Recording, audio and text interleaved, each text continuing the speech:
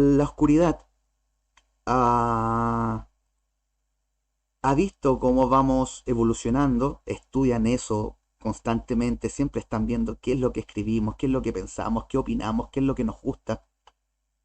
Y así van previniendo eh, el despertar. O en realidad no lo previenen, sino que tratan de dilatar el asunto lo más posible.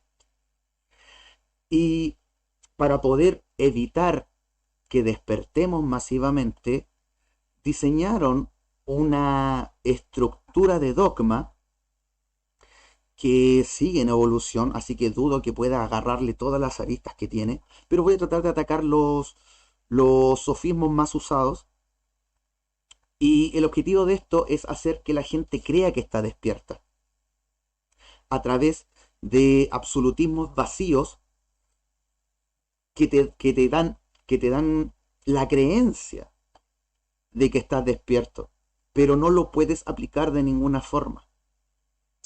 El que veo más, o quizás el más recurrente, es esta frasecita de nadie tiene la verdad absoluta. Bien, de partida, la verdad es absoluta. Esa es la cualidad que hace que la verdad sea verdad. Pero sí, la frase tiene razón en el verbo, ya que dice poseer la verdad. Como la verdad es absoluta, es preexistente al observador. La verdad seguirá siendo verdad aunque yo no haya nacido, aunque yo muera, todo lo que es verdad seguirá siendo verdad. Entonces, es cierto que no se puede poseer la verdad, porque como es preexistente, solo puedes ser de la verdad, servirle a la verdad, puedes pertenecerle a la verdad, pero ella no puede pertenecerle a ti porque está desde antes que tú. El otro detalle simpático sobre esta frase es que es un absolutismo que niega lo absoluto. Si yo digo que, que nadie puede poseer la verdad absoluta, lo estoy diciendo de forma absoluta, y por ende sí tengo en mi poder una verdad absoluta, pero como niega a la verdad absoluta, se niega a sí misma. Este tipo de frases tienen el objetivo de buscar un empate a través de la ambigüedad, ya que si nadie tiene la verdad, no hay forma de saber quién tiene un conocimiento más refinado que otro. No se puede saber qué verdad es más grande que otra si nada es verdad y todo es verdad al mismo tiempo. Entonces, esto lleva a caer en el nihilismo. Ya podíamos prever esto, de hecho, por la carta de Albert Pike, en donde describe las tres guerras mundiales. En la parte en la que habla sobre la tercera guerra, dice una parte que soltaremos a los nihilistas y ateístas, generando un caos social formidable. Y justamente a esto se refiere. El, el nihilismo es la postura filosófica más ambigua que existe. Otra frasecita del bronce que usan los falsos despiertos es esto de que cada cabeza es un mundo, y cumple el mismo objetivo que el sofisma anterior, ya que al decir esto se asume que hay una infinita multiplicidad de mentes y por ende una infinita multiplicidad de verdades. Pero la realidad es que si bien cada cabeza es un mundo, esos mundos están conformados por las mismas cosas, pero con distintas proporciones. Esto, el ejemplo clásico de esto es hablar de que, por ejemplo, puedo tratar de hacer tres ensaladas y tener tres vegetales, los corto y echo trato de echar la misma cantidad de lechuga, de tomate y cualquier otro vegetal. Y si las peso, podrían llegar a pesar lo mismo, pero jamás, de los jamases, las tres ensaladas serán iguales. Los cortes serán diferentes, habrán diferentes tamaños, habrán diferentes acideces, diferentes dulzores, porque las verduras no son parejas. Gracias a esta frase nos meten la idea en la cabeza de que hay una infinita posibilidad de verdades, pero no es así. Hay un rango limitado de posibilidades, que serían 24 si dualizas el 13, que es 12 más 1, y si lo quisieras ver sin ningún tipo de oscuridad, estaríamos hablando de 7. De ahí, si lo redujeras aún más, podríamos llevarlo a la Trinidad de la Luz, que sería las tres cosas de las que se desprende todo lo bueno, que sería la disciplina, el autosacrificio y la misericordia. El siguiente sofismo que quiero tocar es el sofismo del espejo, que dice más o menos que lo que no nos agrada de los demás es lo que está mal en nosotros mismos. Este sofismo es verdad a medias. Ciertamente, los que viven comiendo del árbol del bien y del mal y viven clasificando las cosas según su propia conveniencia, suelen hacer esto de que extrapolan su yo en las demás personas y lo hacen eh, cuando le atribuyen sus razones a los demás. A mí me pasa muy seguido de que trato de compartir estos tesoros que he acumulado en un texto pequeñito, eh, bien sintetizado, y me aparecen personajes que dicen que lo que hago es ego. Cuando, pero lo que sucede realmente es que si ellos fueran yo, lo harían por ego.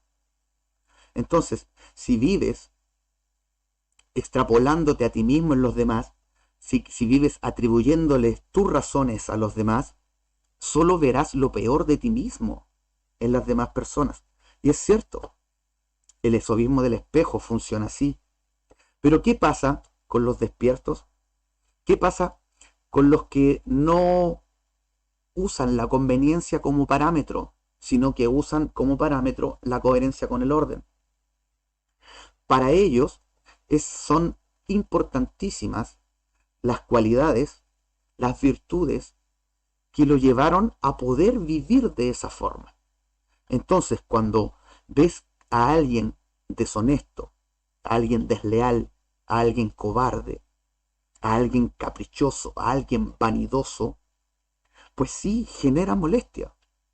Genera molestia por no ver en tu hermano lo que hayas indispensable para ser un ser humano, y como no tiene esas cualidades, no califica como ser humano, sino que sería un humono.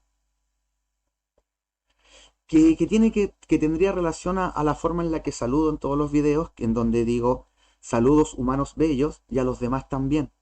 Esos demás a los que me refiero serían lo que yo llamo humono, que para otros maestros o enseñantes,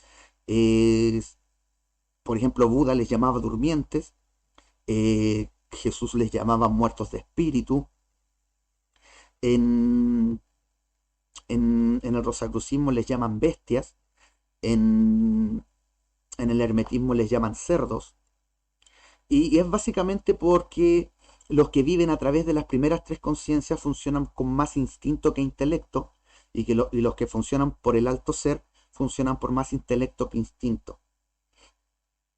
Y el instinto tiene este problema de que pone por encima de todas las cosas la autopreservación, y eso lleva a ser traicionero, sinvergüenza y cobarde.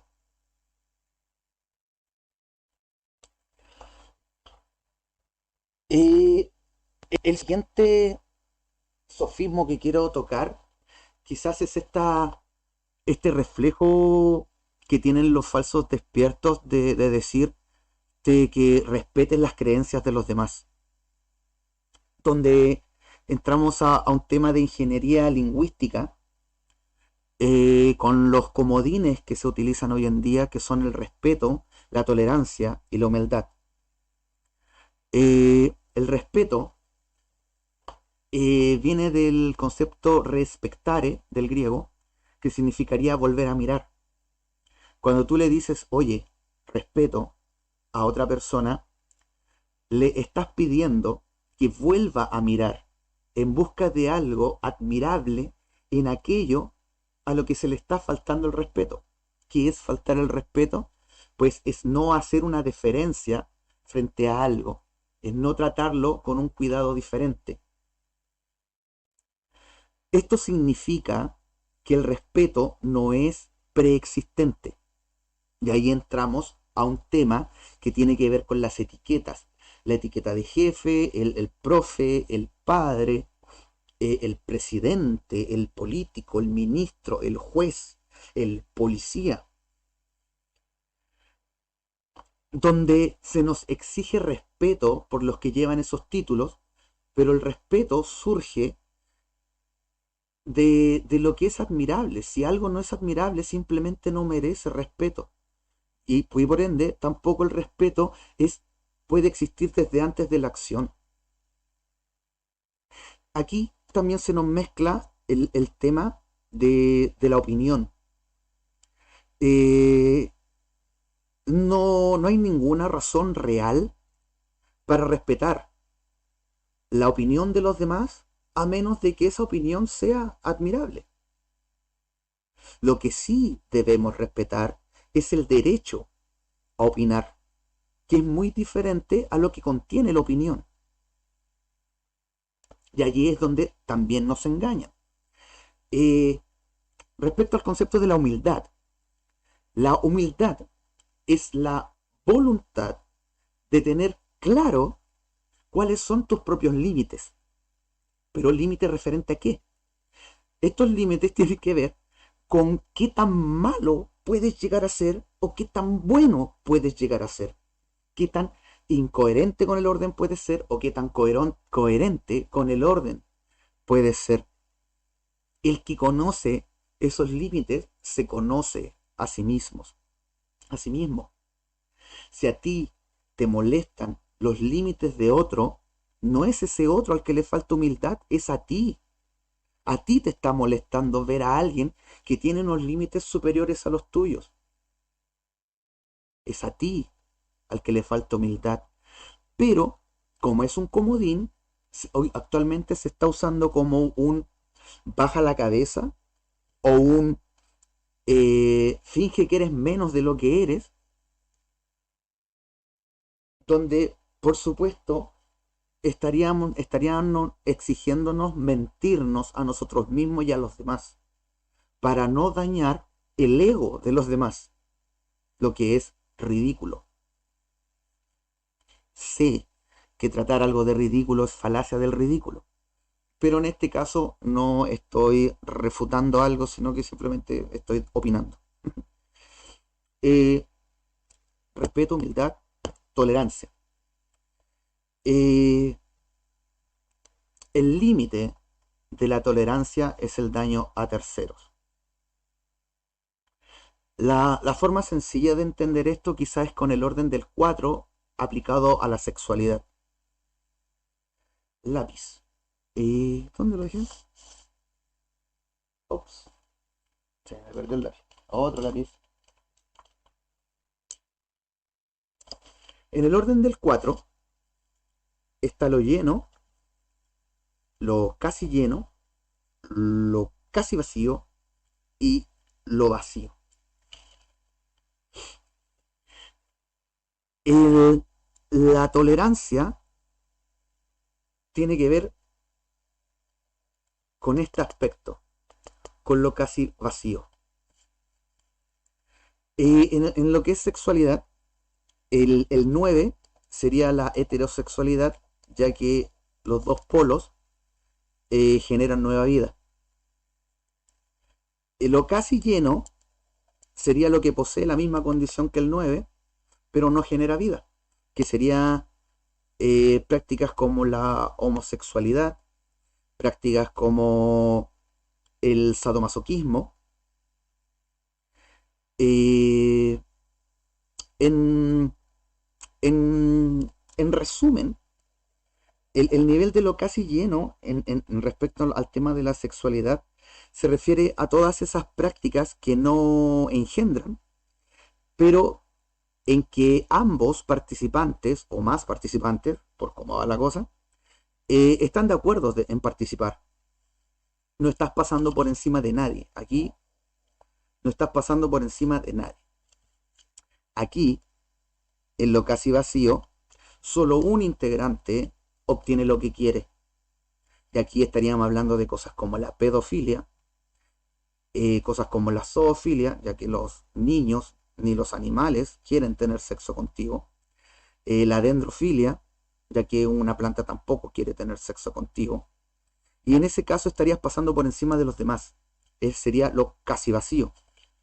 Lo vacío, en el caso de la sexualidad, sería no utilizar para nada el segundo chakra, que normalmente en la espiritualidad se usa para desviar la energía del segundo al sexto para estimular el intelecto y filosofar y meditar con mayor profundidad. El caso que yo menciono siempre referente a este tema del cero, que en realidad es el 9 en el otro lado, sería el caso de Nikola Tesla, que le dedicó toda su vida a la ciencia, que no se le conoció mujer, que no tuvo hijos, que nunca se casó, que con suerte por ahí tuvo una relación media extraña con una palomita.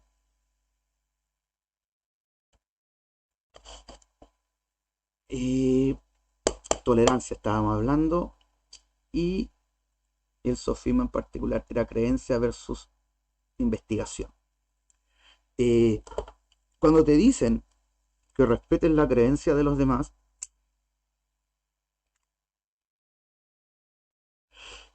es prácticamente que es como que si estuvieran ordenándote hacerlo. Y si tú no quieres admirar algo, nadie te puede obligar a hacerlo. Yo, por ejemplo, no admiro el régimen patriarcal del islamismo. No respeto la ideología de que el judío es superior a todos los demás y que los demás tienen por destino ser esclavos. No comparto, me es imposible. Así que no puedo admirar a un islamista o a un judío. Simplemente no puedo respetarlos. Eh, Existes para ser feliz. Bien, este sofismo tiene que ver con Will Smith, con específicamente la película llamada En busca de la felicidad.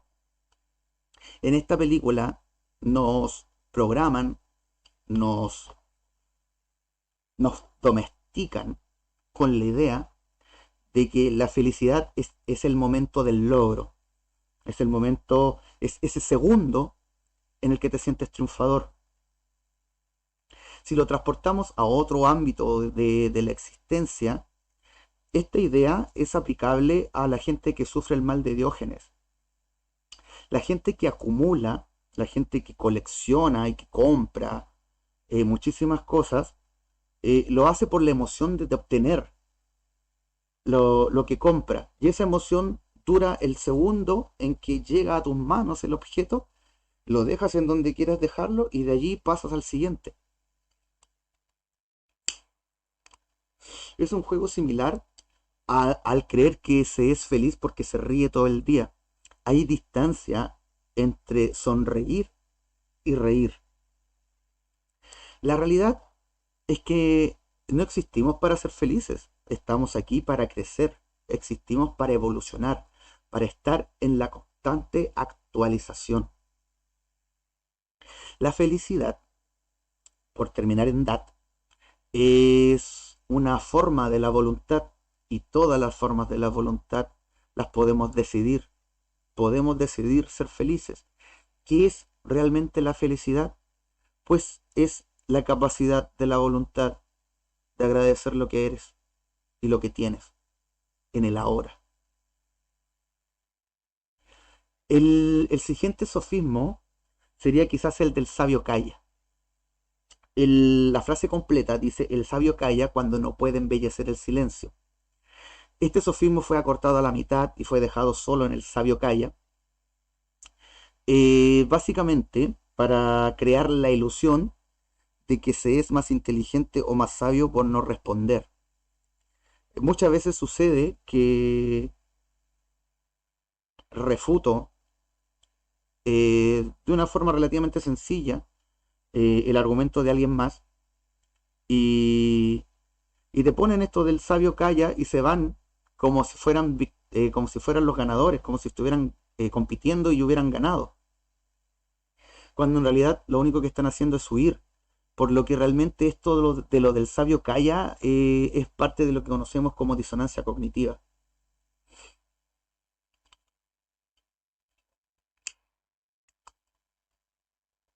El siguiente sofismo sería esta idea de que soy Dios. Y si bien es cierto, somos Dios, no es en el sentido en que facilitamente las masas quieren entenderlo, como que somos uno con la totalidad. No somos uno con la totalidad, somos uno en la totalidad. Y somos Dios porque somos la personalización de un universo, que es lo que son los dioses. Todo Dios es la personalización de un universo. Él sostiene el orden en el universo y nutre ese universo. El acto de sostener es un acto masculino, es lo que hace un padre. Y el acto de nutrir, como el dar alimento, es un acto femenino. Todos los dioses son femeninos y masculinos al mismo tiempo.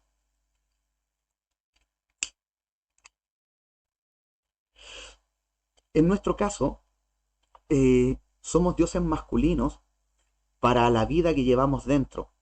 Todas las células y microorganismos que de paso, como detalle, más del 40% de la vida que tiene nuestro cuerpo no es nuestro cuerpo, sino que son otros seres, bacterias, hongos, parásitos, y si bien no tienen nuestra genética, también es su mundo.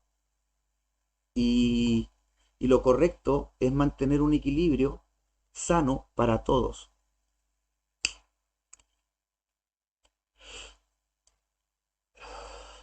Esta idea de ser Dios eh, tiene el objetivo de divinizar la mente. Cuando uno diviniza la mente, cuando cae en esta tontera, tiendes a creer que todo lo que surge de tu mente es oro puro. Que por ahí se une también con el sofismo de la verdad está en tu interior. Eh, Hay que aclarar que la verdad a la que se refiere este sofismo es, es la naturaleza de la coherencia del orden. Esa verdad que llevamos dentro es la verdad de lo correcto. Todos sabemos siempre qué es lo correcto. Todos sabemos cuál es el camino correcto. Todos sabemos qué es lo que deberíamos haber hecho en cada situación. Pero como nos enseñan a ir por la conveniencia, cometemos el error de tomar el camino conveniente, de pasar por encima de otros porque nos conviene. Y eso nos genera más problemas y básicamente es lo que significa realmente pecar. El concepto pecado no es del hebreo, no pertenece a la religión. Pecado es un concepto que utilizaban los lanceros y arqueros en Grecia para referirse a cuando erraban el blanco. Cuando fallas el blanco al disparar, pecaste. Y los filósofos utilizaron este concepto ya que filosóficamente El peor error que puede cometer el que busca crecer espiritualmente es ser el mismo, el objetivo. ¿Por qué? Pues porque vas a pasar por encima de los demás en busca de lograr tus metas. Entonces, vivir siendo la meta, siendo el parámetro y la meta, eh, nos condena a pudrirnos cada vez más. Y por eso es el pecado, es un error mortal.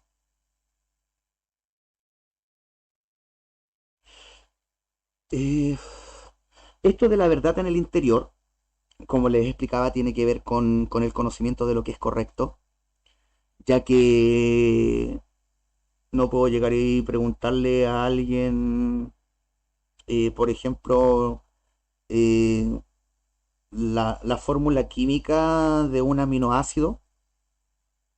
Si no has estudiado eso, no lo vas a ver simplemente. Y por mucho que creas que la verdad está en tu interior, la respuesta a eso no va a surgir. Eh, esta idea de la verdad en el interior va muy de la mano de otro sofismo que es el busca en el silencio. Te dicen busca en el silencio, busca en el silencio, busca en el silencio, calla la mente, existe en el ahora, elimina lo externo y lo interno y te dan una serie de consejos, pero no te dicen para qué, por qué o qué es lo que estás buscando en el silencio.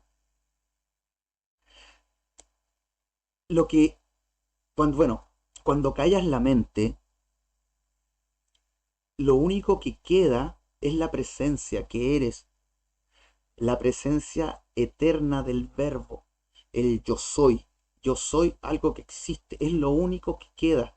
Y para eso es la búsqueda del silencio, para lograr hallar esa fuerza y gracias a eso lograr tener una comunión con ella y poder utilizarla,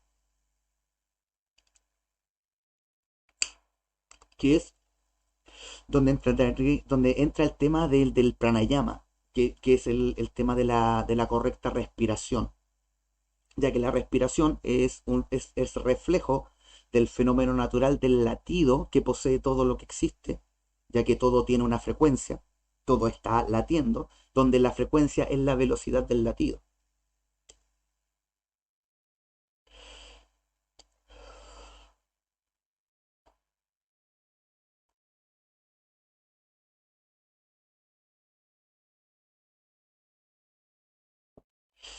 Cuando se aprende a respirar con el cuerpo, eh, ilusoriamente con el cuerpo porque realmente se está haciendo con el alma, eh, puedes sentir esa energía que entra en el cuerpo y que la puedes potenciar dentro del cuerpo cuando exhalas. El Tai Chi es un arte que se desarrolló justamente para aprender a manejar la energía en el cuerpo, a manejar el prana, sería una práctica de magia amarilla. Luego de tenerla, de poder sentirla entrando y saliendo del cuerpo, puedes moverla, por ejemplo, a las manos y hacer que las manos sean instrumentos mágicos y puedes usarlas para sanar o para hacer mudras, para marcar para que la energía de tu alma fluya de cierta forma, que es lo que podemos ver en Naruto, por ejemplo, que ahí ya sí está llevado a la chucha, a la ola, no es tan extremo. Hace poco empecé a ver una serie que se llama Magicians y también lo hacen jutsus con las manos para hacer los hechizos. Tiene que ver con esto, de que como las manos son la dualización horizontal del cuarto chakra, tienen la cualidad de que dan y reciben. Y al combinar la cualidad de lo que en esoterismo se conoce como el coagular y el disolver, eh, manejando esas proporciones puedes generar efectos. Eh, el siguiente sofisma es muy interesante, que es el ámate a ti mismo. Este es quizás el consejo más horrible más desastroso y más peligroso para el durmiente, ya que el durmiente aún no aprende a amar. Para poder aprender a amar, como dice el viejo sofismo oriental, del pequeño amor se aprende el grande. Esto significa que primero hay que amar a alguien para aprender lo que es amar. Y luego de eso podemos aplicarlo a todos los demás al mismo tiempo. Ya que cuando tú amas, cuidas a otro. Y en ese cuidar a otro, te puedes dar cuenta de cómo no te cuidas a ti mismo. Cuando le dices a otro, oye, para de tomar, ya vais en la quinta, sexta cerveza, pero tú ya estás prendiendo el tercer cigarrillo al hilo, le estás diciendo a otro por amor que se cuide, pero no lo estás haciendo para ti mismo. Y esa es la forma en que el amor te enseña cuando te descubres hipócrita al amar sin aplicarlo a ti mismo. Cuando no sabes amar y aceptas este sofismo del amate a ti mismo, comienzas a funcionar para ti mismo. Y como no hay retroalimentación de la información, te encuentras la razón en todo, te encuentras razón en que fuiste la víctima y te das todos los permisos, te das todas las concesiones, te encuentras la razón siempre. Y así, lo único que haces es vivir persiguiéndote la cola. No avanzas, estás allí, girando en círculos. Otro sofismo, o bueno, no es tanto sofismo, sino que es como una regla cultural que nos están tratando de meter, que sería esto de que llaman el positivismo tóxico, en donde se está censurando la crítica. Y va de la mano con el sofismo que dice no juzgues porque serás juzgado, en donde sucede lo mismo que con el sabio calla, en donde nos cortan a la mitad el sofismo y nos dicen simplemente no juzgues. ¿Por qué? Pues simplemente se asume que juzgar es malo porque por algo te están diciendo que no lo hagas. Pero el sofismo dice no juzgues porque serás juzgado. No te están diciendo que juzgar sea malo.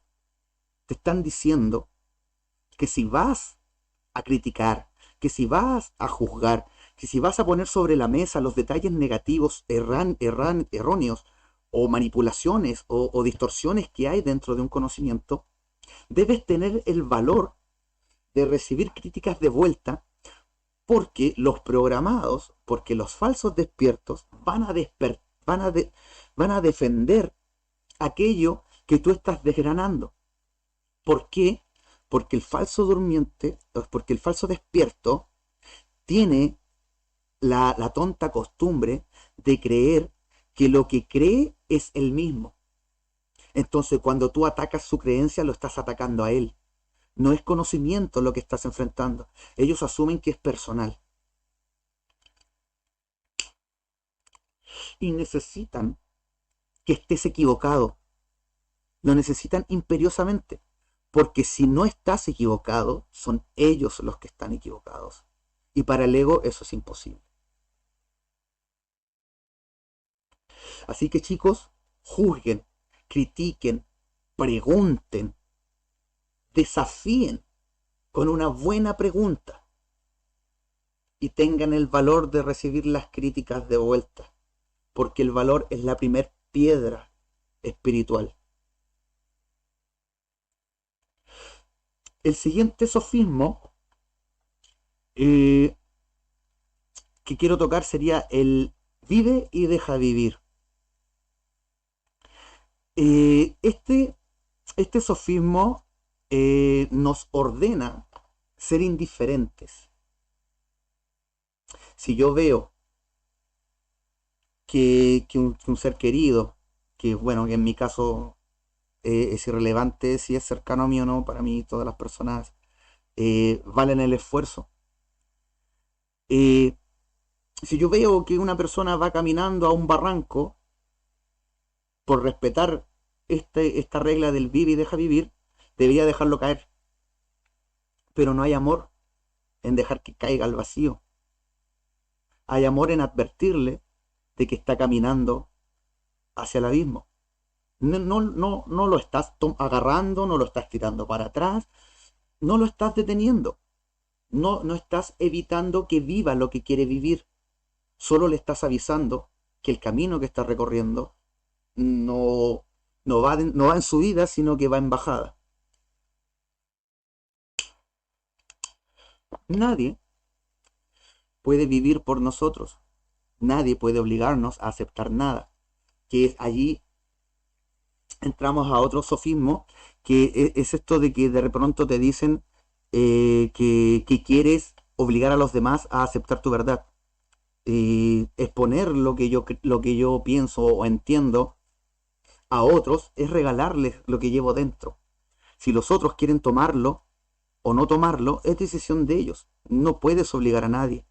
Pero es otro recurso que utilizan los falsos despiertos para ponerse en la posición de que ellos son los que están bien, de que ellos están en lo correcto. Eh, Quizás ya a más grandes rasgos tenemos un problema muy serio que es referente a la dirección hacia donde va la humanidad, ya que la palabra que conocemos para esos es utopía. La utopía sería básicamente un sistema social en donde todos existen en paz y armonía porque hay abundancia para todos, pero nos meten en la cabeza de que eso es imposible. Y curiosamente, utopía tiene dos significados. Por un lado está que es la forma perfecta en la que podríamos funcionar, y por otro lado es también la posibilidad imposible. Y es curioso que una palabra tenga dos acepciones que se relacionan una con la otra. Cuando las palabras tienen más significados es porque esos significados no se relacionan. Eh,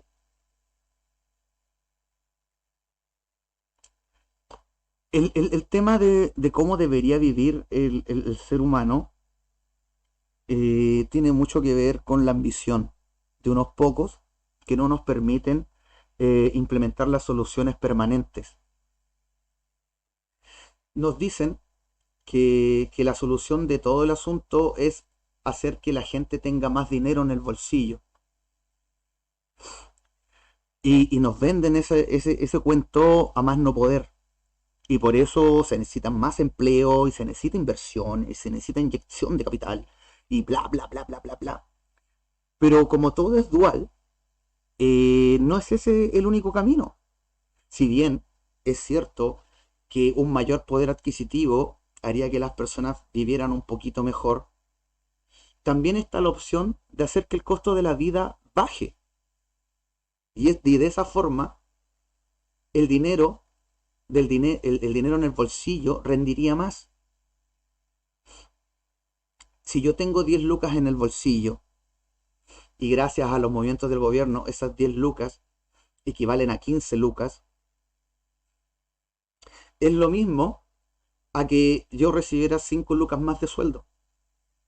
Entonces, por ejemplo, bueno, esto yo lo he pensado para mi país, para Chile. Chile tiene, así como al ojo, no sé cómo se dice, es un pájaro al ojo de águila, no sé. Como chileno se me viene a la mente ojo de pollo, que somos muy mal pensados. Eh, Chile, en costa, tiene quizás un quinto del largo de la circunferencia del planeta. Tenemos mucha costa. Y gran parte de esa costa no es puerto, ni es playa. Hay mucho acantilado que hace imposible alguna faena en esos lugares. Como país, Chile, al ser productor de cobre, podríamos fabricar turbinas mareomotrices, turbinas que funcionan con el movimiento del mar. Podríamos tener muchas de ellas colocadas en el agua conectadas, podríamos ponerles mallas alrededor, aprovechando de que se hunden y suben, para que la basura que llegue a ellas sea recolectada, lo que aumentaría el peso de la turbina, haciendo que generen más electricidad. Luego esos desechos podríamos recolectarlos, separar lo que es plástico y por medio de ciertos procesos que también nos ocultan, transformar ese plástico en combustible líquido, gasolina y diésel. Se sabe que 1 kilo de plástico es 1 litro de combustible, 70% gasolina, 30% diésel. Ya teniendo electricidad gratis, eterna y segura, podemos utilizarla para alimentar sistemas hidropónicos que cuenten con acuicultura, que sería el tener el sistema hidropónico con peces, cosa de que los desechos de los peces nutren a las plantas y los desechos de las plantas nutren a los peces y se produce un ciclo en donde tendríamos alimento a bajo costo y limpio. ¿Por qué es importante lo del limpio? Porque por lo menos aquí en nuestro país, acá en Chile, eh, nos está empezando a llegar el agua radiactiva de Fukushima y no se está haciendo nada respecto a eso. Y por ahí va el tema de por qué hablo de que deberían haber peces también dentro de eso. Imagina que vas a un supermercado, de la sección de verduras eh, es una línea transportadora hacia atrás. Y en esa línea transportadora se va moviendo cada cierto tiempo y al llegar al final de la línea la planta está lista para su consumo y al principio de la línea está recién creciendo y en el camino recibe las distintas dosis de luz que necesita. Esto también podría hacerse utilizando un espacio de la pared de una casa. También podrían hacerse estos sistemas de que básicamente sería como lo que propone la era industrial, que es hacer todo en serie, pero aplicado a las plantas, al alimento. Pero pensando en que no haya sobreproducción, sino que si vas a cortar la planta es porque la vas a consumir. Ahí ya tendrías electricidad y tendrías alimento. Los otros dos factores serían el agua y la comunicación, que si bien la comunicación quizás no es una necesidad básica, para una humanidad globalizada que necesita saber lo que está pasando en otros lugares, sí se está volviendo una necesidad y más para una quinta humanidad que necesita desarrollar justamente esa herramienta que es la comunicación. Eh, Se podría utilizar el coil de Tesla para tomar la electricidad que estamos tomando desde el mar para volverla electricidad fría y de esa forma eliminar para siempre los incendios por cortocircuito, ya que el cortocircuito de la energía fría genera congelación, no genera calor, genera frío. Entonces, podríamos tener eh, un sistema de latitas metálicas que generan cortocircuitos programados que enfriarían la plaquita, generando condensación desde el ambiente y así poder rescatar agua, utilizando la misma electricidad que estamos utilizando. Luego podríamos utilizar la idea de Tesla de transmitir la electricidad por radiofrecuencia y obtendríamos comunicación completamente gratis. A partir de una sola cosa estaríamos obteniendo comida, electricidad, comunicaciones y agua. Si cada gobierno del mundo se pusiera en el empeño de lograr obtener la independencia en referente a estos 4 puntos, pues el costo de vida de los ciudadanos bajaría enormemente y para todo lo demás, Mastercard. Podría ser así de simple. los sueldos rendirían mucho más, habría menos enfermedad, el gasto público en salud bajaría, por comer más sano también la mente sería más ágil, así que la educación tendría un mejor efecto, y así sucesivamente tendríamos un montón de mejoras, pero para los que dominan los monopolios de lo que estamos utilizando hoy en día no les convienen estas soluciones permanentes. Eh, hay, hay distintos tipos de durmientes. Eh, Está el durmiente que simplemente acepta el esquema que se le presenta, acepta las reglas de la colmena de concreto en la que la mayoría de nosotros nos vemos obligados a nacer y, y vive su vida como una abejita más en la colmena. La evolución de este nivel sería lo que entendemos como la mente de tiburón, en donde el durmiente no solo quiere adaptarse al sistema, sino que quiere vencerlo. Y como el sistema está hecho para pudrir el alma, lo único que consiguen es volverse cada vez seres más y más asquerosos. Y, y este concepto tiene una serie de sofismos asociados, serie de frases que pertenecen al conocimiento colectivo, como el que no puede aplaude, el que puede puede, el que se fue a Melipilla, en el caso de nosotros, perdió su silla, te falta ambición, y un montón de frasecitas que justifican el, el logro por encima del medio por el cual se obtiene. Cuando lo que importa realmente es la forma en la que consigues las cosas, porque eso es lo que determina qué es lo que vas añadiendo a tu alma. Eh, otro recurso que he visto de los durmientes es esto de llamarle paz interior a la indiferencia. Hay mucho ocultista que recomienda esto de buscar de que nada de lo de afuera te afecte. Hay dos formas de que lo que de afuera no te afecte. La primera es hacer que lo que viene de afuera rebote. O sea, no permitir que lo que viene de afuera entre para que nunca sea procesado, nunca sea estudiado, nunca sea investigado. Simplemente rebota para afuera y así permanezco siendo lo que soy eternamente. La otra forma es poseyendo entendimiento, que sería lo que permite el no caer en la negatividad por entender por qué los demás hacen lo que hacen.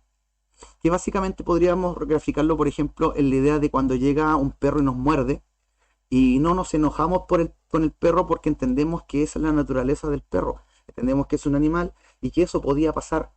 Entonces no nos enojamos con el perro, lo entendemos. Entonces, cuando entiendes que lo que hacen los demás lo hacen siendo fieles a lo que son en ese momento, en el ahora, no quedan razones realmente para enojarse o ofuscarse. De hecho, caer en negatividades y victimismos es perder el tiempo. Es mucho más útil apuntar directo a la solución que quedarse creándote tu mismo sufrimiento. Bien, qué bueno que use ese concepto, sufrimiento. Hay otro detallito que tiene que ver con la confusión del concepto dolor y sufrimiento.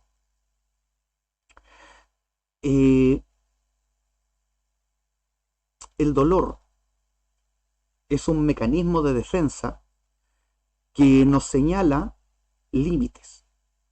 Hay límites que vale la pena atravesar, como cuando estás corriendo y ya no das más, y es bueno seguir corriendo porque, como sabemos, cuando duele es recién cuando estás realmente ejercitando, es cuando llegaste a tu límite y lo estás superando. Pero, claro, también hay otros límites que no hay que sobrepasar, como por ejemplo el dolor de quemarse con fuego, ya que ese dolor nos indica que debemos alejarnos. Si el dolor no existiera, tendríamos las manos carbonizadas y no las podríamos utilizar. El sufrimiento, por otra parte, no es físico, es psicológico. Y por lo tanto, podemos elegir sufrir o no sufrir.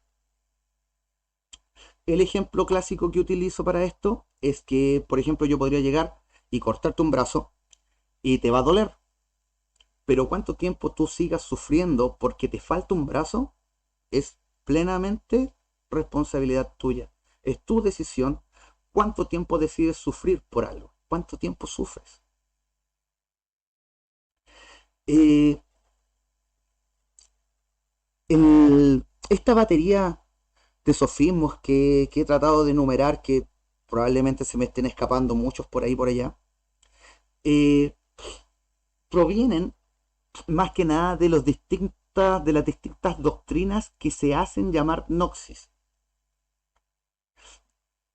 Eh, Respecto al tema del gnosticismo, hay que siempre recordar de que todo es trino, como asegura Blavatsky. Así que en el gnosticismo también hay tres senderos. Está el sendero izquierdo, el derecho y el sendero medio. Por lo que habrán filosofías gnósticas que corresponden con el satanismo, hay otros que corresponden con la santidad y hay otros que corresponden con el equilibrio, que es el camino medio.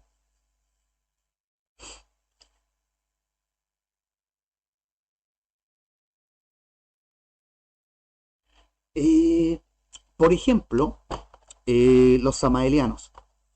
Los samaelianos hablan de tres pilares, hablan de la muerte psicológica, hablan de la revolución de la dialéctica y de la investigación del arte, la ciencia, la cultura y bla, bla. Bien, eh, la muerte psicológica podríamos por ahí quizás considerarlo como algo que está bien. Eh,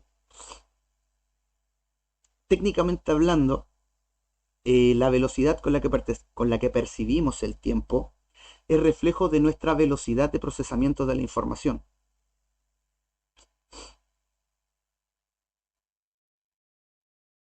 Ay, se me fue la idea. Ya. Entonces, sucede que cada vez que se completa un ciclo, la información se actualiza y puede o no que haya un cambio en lo que éramos hasta ese momento. Por lo que, por lo menos los que buscan el despertar, deben estar en un constante renacimiento porque constantemente están aprendiendo, están entendiendo, están incorporando nuevas cosas dentro de sí mismos y al aplicarlas, pues se van produciendo cambios y vas naciendo de una nueva forma. Esto también tiene que ver con el rito que es el bautismo. El bautismo trata de que tú participas en el ritual para darle a conocer a todos los demás que han hecho el ritual y los que están presenciando el ritual, de que te estás comprometiendo a nacer como una nueva criatura, que en el caso del cristianismo sería una criatura que solo existe a través de la virtud, que existe a través de lo correcto. Y sería el renacer como una nueva criatura. Pero Samael nos habla de que la muerte psicológica tiene que ver con la muerte del ego o la destrucción del ego. El ego es una parte de nuestras almas, es un mecanismo de defensa que nos permite proteger nuestra dignidad. Y la dignidad es lo que determina la fuerza de nuestra voluntad.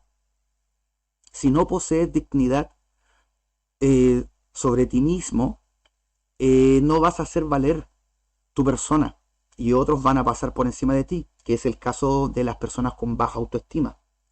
Para el otro lado, tendríamos a los que tienen sobreestima y viven considerándose superiores a los demás y como diría Lecheromón, pasan todo el día viendo a los demás por hueón. Esos son los dos espectros del ego. Como pueden notar, no lo puedes matar. Si eliminas el ego teniendo poco o nulo ego, pues tendrías problemas de autoestima. Y si tuvieras un ego exagerado, pues tendrías problemas de autoritarismo, problemas de soberbia, y ese tipo de cosas.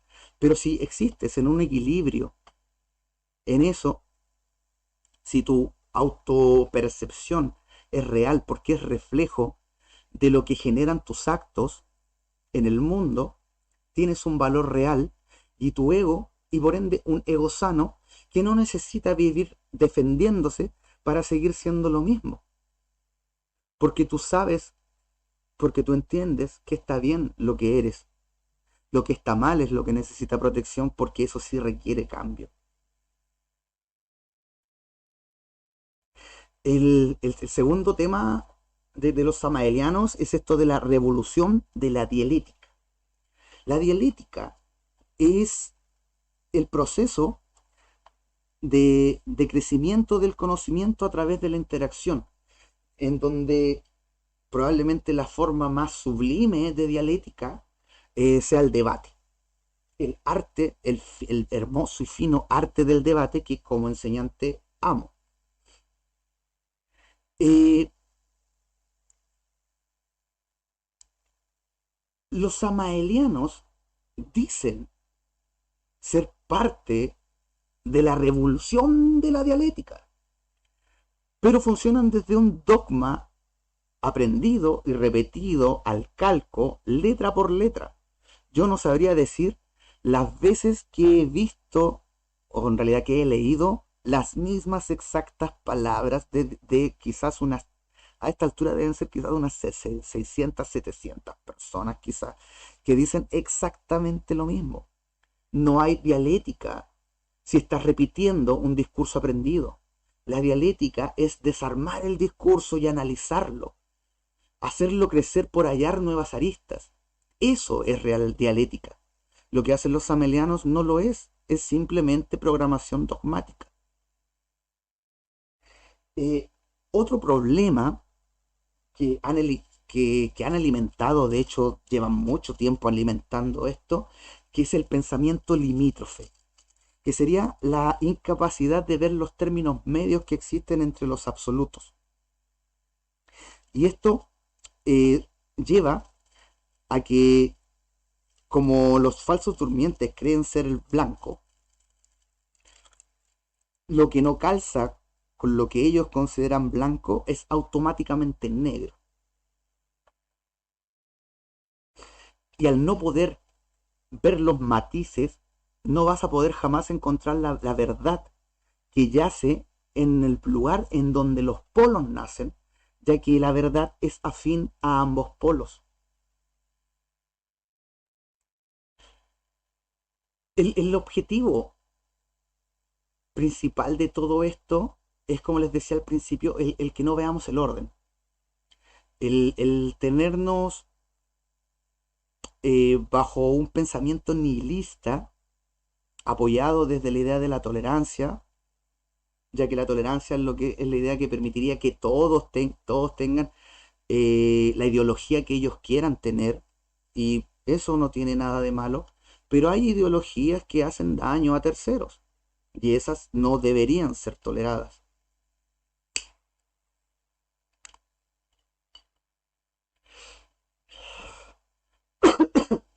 Este tema tiene que ver también con la Matrix, la película, la saga, la Matrix, específicamente con el personaje que conocemos como el agente Smith. Pero no estaríamos hablando de la evolución del agente Smith durante la saga, sino que es su comienzo, en donde su labor era mantener el sistema tal cual está. Y básicamente esa es la función de los falsos despiertos, a través de estos nihilismos absolutistas que no conducen a ninguna parte, que no ayudan a crecer a nadie, pero dan la ilusión de que entiendes algo. Al momento de preguntarles, por supuesto, no son capaces de responderte nada de lo que le preguntas porque solo saben decir la frase que te acaban de dar. La saga Matrix es muy importante en la programación de la Cabal. Fue prácticamente la renovación, es prácticamente la versión moderna del cuento de la pobre Sofía. El cuento de la pobre Sofía nos dice que León de nuestra galaxia, Sofía, cayó por acercarse demasiado por efecto de la gravedad, rompió o agrietó por ahí las paredes del universo, en donde nos están dando la información de que el universo tiene límite, que es algo que sí es cierto, y nos dice que por esa grieta surgió, comenzaron a aparecer unos seres de la oscuridad y que esos seres llegaron y reemplazaron a la diosa Sofía y todo lo que vemos a nuestro alrededor es una ilusión que creó el malvado Demiurgo para mantenernos encerrados en la materia.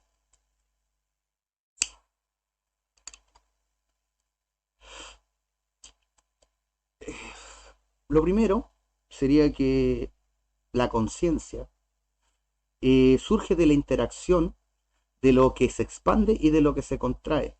Lo que se expande es información con voluntad y lo que se contrae es la fuerza que hace que eso retorne a su fuente de origen, produciéndose la retroalimentación de la información al compararse lo que había con lo que viene llegando, se resuelve y surge un nuevo resultado que sería esto de renacer constantemente que les explicaba antes. Esto hace imposible que existan seres en el vacío o que haya conciencia antes de la existencia de la manifestación.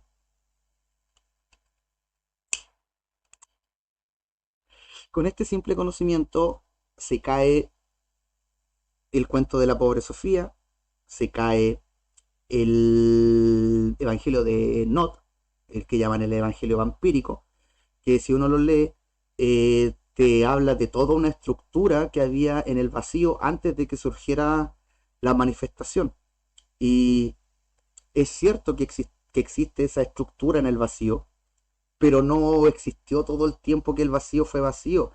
Existió un momento antes de que existiera toda la manifestación, porque gracias a esa estructura se originó una singularidad porque hubo una vectorialidad y eso generó una ubicuidad.